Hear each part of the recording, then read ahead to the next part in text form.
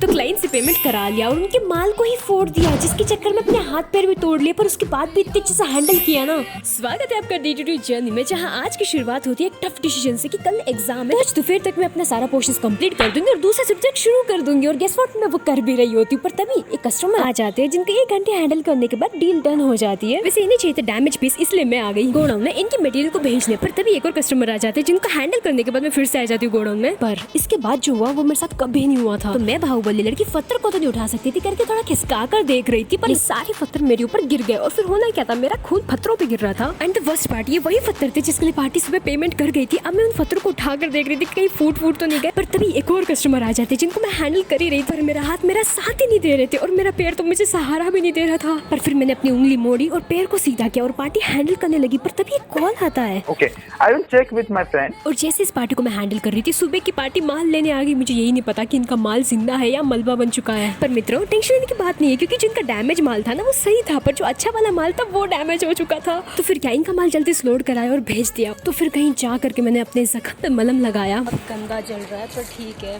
और फिर मैंने स्कूटी को चालू किया और पान लिया और आ गई माई के घर पे बंदो खिलाने, जिसको खिलाने के बाद बंदे ने मुझे बाय बाय किया और मैं भगा कर आ गई स्कूटी शोरूम। तो मित्रों, कल मैंने मजे मजे में एक वेबसाइट में अपना एप्लीकेशन फिल कर दिया था। And do you remember that call? Job को लेकर ही था, पर पता नहीं उन्होंने भी उसी टाइम पे कॉल क्यों किया, पर कॉल पे ये था।